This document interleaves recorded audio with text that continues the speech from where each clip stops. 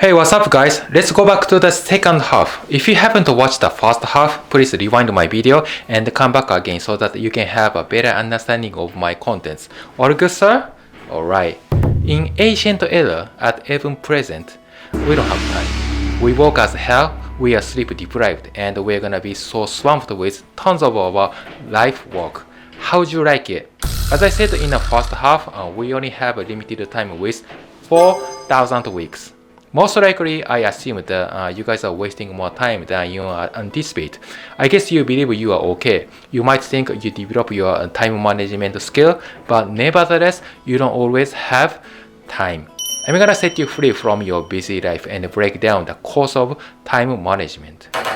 As I said earlier, I have illustrated 3 tips of how you people get trapped and crazy into their persistent thoughts about work even when not working. Especially in Japan, we tend to feel compelled to work because of the inner pressure based on old-fashioned and traditional stereotype with people do not like to take a rest, people tend to facilitate their goal in the fastest way, people are afraid to fail. Yeah, I outlined these 3 common mistakes that people tend to get trapped so easily. So, unless you get rid of these negativities out of your mind, you're gonna be so busy forever. If you kindly follow my guideline I provide, I set you free from workaholism for sure. I prove it. Let's jump into it.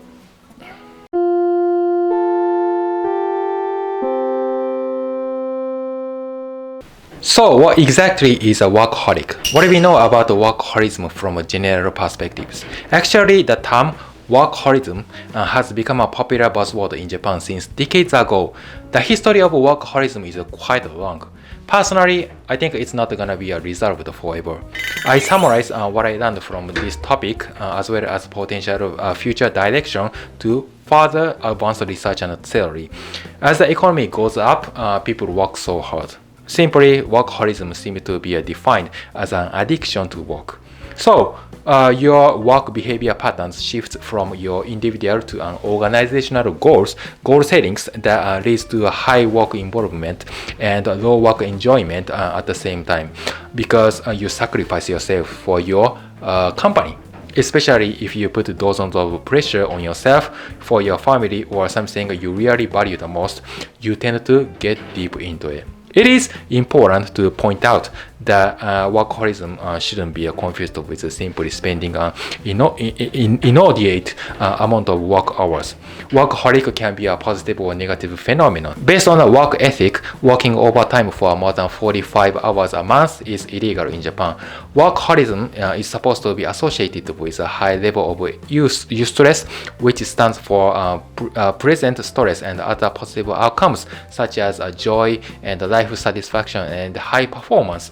And the workaholics may serve as role models for other employees in the short term. But negative outcomes such as poor mental health, relationship problems in the long term can also be triggered from your daily business operation at the same time. It's inevitable. It happens all the time. Even I happen to have those kinds of negative outcomes in the process of making my job achievement.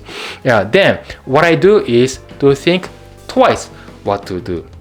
I always try to achieve my goals. That's not too bad, right? Yeah, I want to improve myself from seminar to motivational speakers and online education, and whatever I do, I can possibly give it a try, but I usually give up at some point. Self-improvement is a long and challenging process. Yeah, most people dream big and make a full list of personal goals, but they rarely even fulfill all objectives. They may try a number of things that could be possibly done in an instant, but overall they end up to stop it because their goal achievement is too unclear. They visualize what they want to do in the future, but they all fail because they want instant achievements and quick progress, which is exactly why self-improvement industry is making a lot of profits. For example, you get influenced by a famous mentor like Bill Gates, I admire the most, and you run down to the bookstore, grab his biography and buy it. After you buy it, you forget to read and you get the book so dusty without reading. So instead of enjoying the process, people just end up to buy process and gain nothing. In the process of a long-term investment, you have to be patient and come up with a good plan if you really want to improve and become a better person, both privately and professionally. Yeah, years of experiences in the field of self-improvement teaches you how to deal with obstacles. So I would like to share the insight with you. Okay? In this chapter, I focus not only on the importance of goal achievement, but also shortcomings of it. As I said earlier, goal setting is super important. We have a big dream. Positive mindset of believing that we can do it really matters to us. Because we have a dream, we can put all efforts on ourselves and keep working so hard. However, what if we accomplished a goal? What would you do if your dream came true? Would you stop working so hard or just keeping working hard for another goal? I mean, it's really up to you. Let's say I want to hit 1 million channel subscribers within 1 year. If I hit a milestone, I probably make another goal settings and just start working again because it's fun.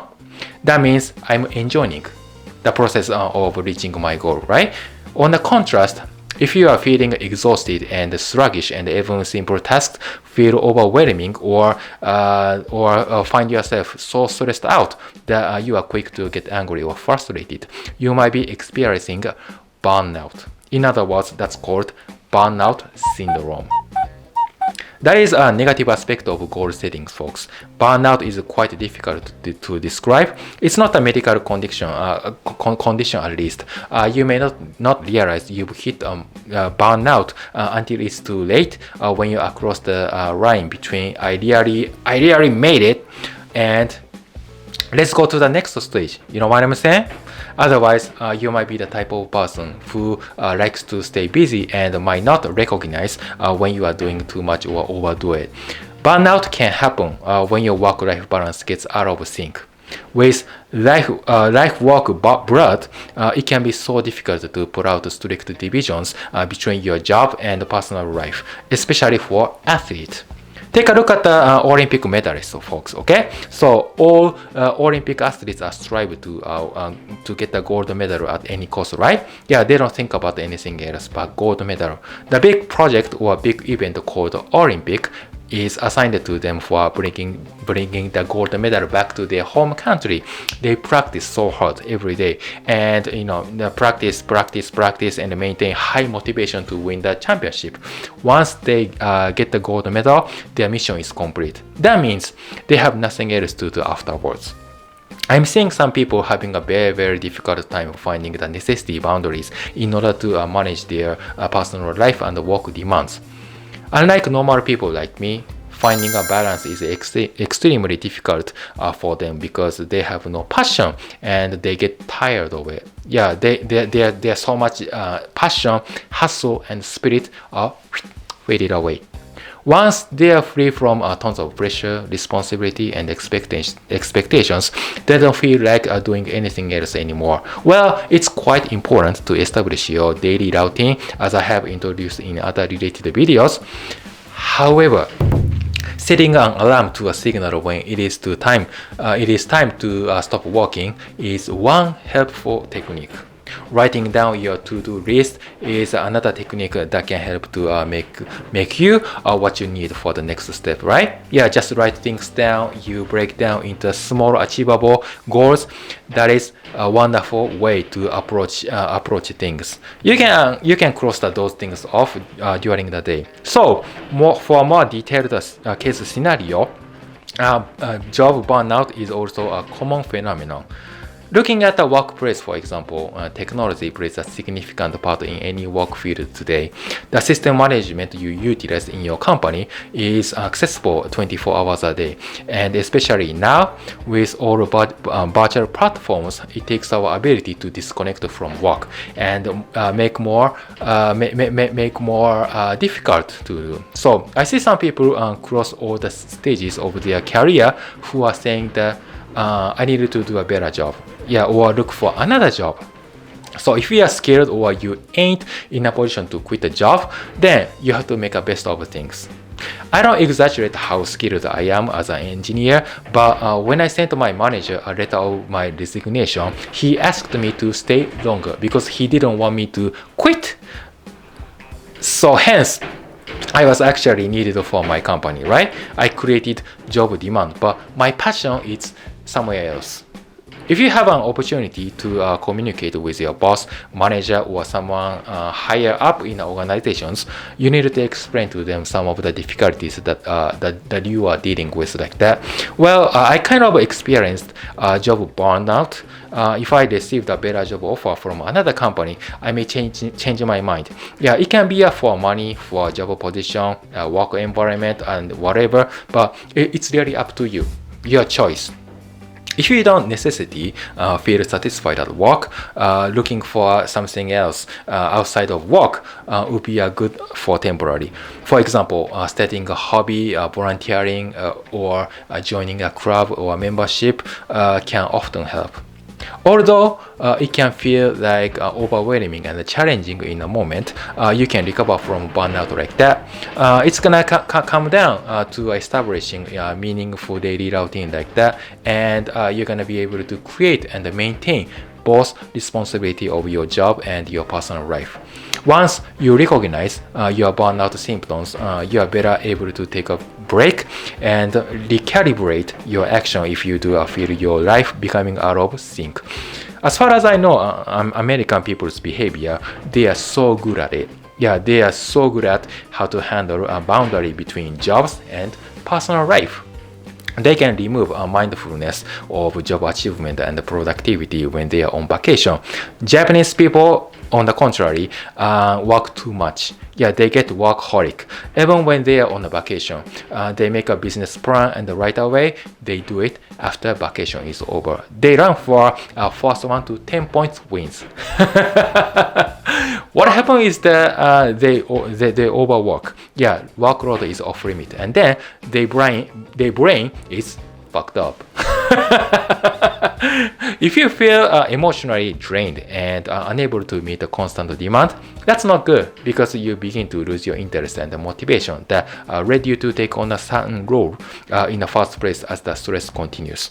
You don't have to put too much effort, maximize the productivity, or sap your energy. Use up your energy.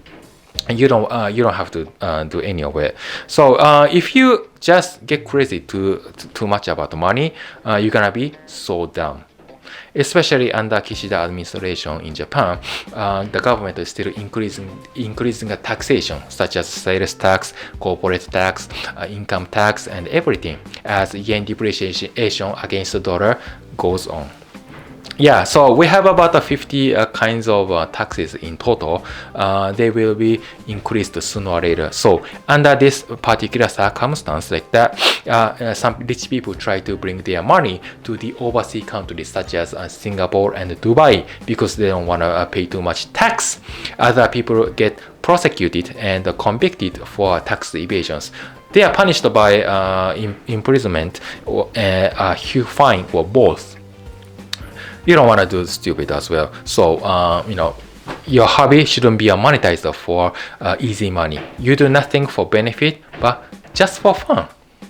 Let's say my advice is you could take a walk with someone you love. It's free. Do you have any specific goal about taking a walk for nothing? That's funny. Well, I'm serious. Yeah, your hobby should be something like that. You don't want to share with anybody. Your hobby could be a Japanese kinky animation. Collecting Japanese miniature dolls is your hobby. Absolutely, I stay away from you, but that's fine. Just an example. You don't want to be humiliated. You don't want to speak out in public. Yeah, come up with something a little bit crazy. You keep a secret with your inner heart and do what you really want to do right now. Do it today. Do unproductive activity for like 10 minutes every day. I promise that helps you. Remember, you have a solid stereotype that you have to work every day. You don't like to take a rest. You don't You haste your decision making and desire your good result in an instant. You create your goal settings and try to run at a high pace and accomplish your goal ASAP. It's like you are obsessed with by a rat race. You just keeping running and running until you die. Yeah, and when you realize you make a mistake, it's too late. Too much paperwork, unnecessary long meeting, scored by your manager, educating your new employee from the very beginning and stuff like that. So based on the fact you are so swamped with your daily work, time is limited. Even if you share the time with someone else, time is not increased or decreased. You can save your time, but time can't be gained from anyone. That means unless you share your time with anyone, your time is meaningless. You know what I'm saying? I mean, you can't live alone forever. For example, when you pick up the phone and start dialing, but you don't have anyone to whom you make a call, then you are not happy. As you know, Elon Musk is the wealthiest and busiest person in the world. But if there is no one but him in the world, how could it be enjoyable for him? He acquired Twitter at $44 billion if I remember correctly, and he tweets a lot on a daily basis. But if no one watches him on social media, how could he be influential? How would he be interested in Twitter? Because you swamped a lot of conversations with many people all over the world, Twitter is interesting too. You go to see a firework festival with your girlfriend, and you are expected to have extra activity with her after the show ends. Rather than you just go there by yourself, and after you come back home, you just watch one and jack off. Which one would you choose? It's so miserable if you just go there alone, right? That's right. So it's all about networking. Your network community is your asset. Spending your time with your beloved one is nothing special more than anything. I used to be alone during my 20s. I didn't do anything social activity with anyone else when I was in LA. I did, but I didn't like to take a photo with them, so I had no good memory to show you off. My 20 is just like an empty error. When you value your life that lasts 4,000 weeks on average, as I said in our first video, it's actually difficult to measure your life. Then, how would you evaluate the value of your life? That's right. The most important thing is to spend your time with who? If you already know the answer, I'm wondering if you really understand it, because I assume you only care for good result, like how much you make money, how many channel subscribers you have, and more like you get addicted to make an accomplishment in numbers. Just like you make a $2 million a year, or I hit a 1 million subscribers on YouTube, or something visible you can see. I do care, to be honest, but I do intend more to make bigger community and have fun with friends together. That's why I moved to Tokyo. I enjoy my life now. Thanks for watching.